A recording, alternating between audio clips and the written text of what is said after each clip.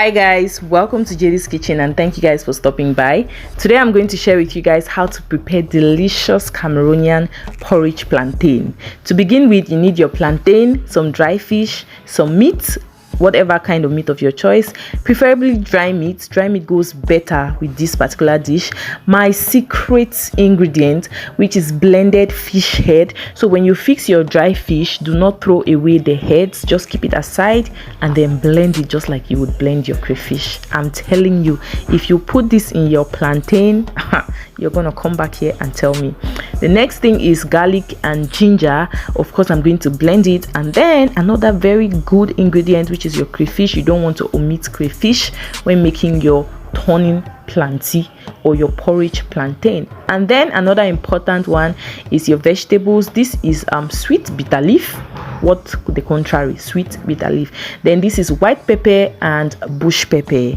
I'm also going to add another very important ingredient which I cannot, in fact I used to make plantain without it before, but right now I cannot, which is country onion. If you watch my spices or my Cameroonian food ingredients video, you know I spoke about always having country onion in the house. So this one I always put it towards the end, and then some salt and some seasoning cubes, and then of course red oil.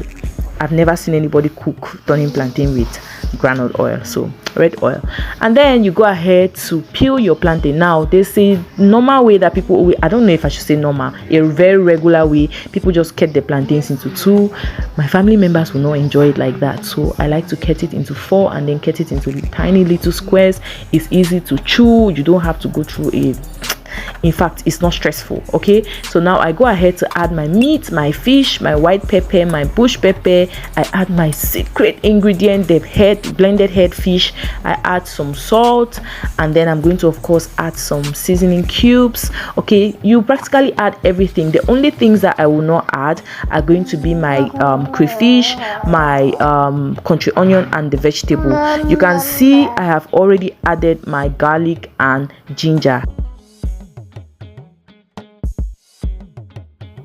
So after 30 minutes, it's almost ready. I go ahead to add crayfish, I add country onion, and then I bring in my sweet bitter leaf. So this vegetable is actually called sweet bitter leaf. I think it's bitter leaf. I don't know the English name for it. Please, if you know, leave it in the comment section.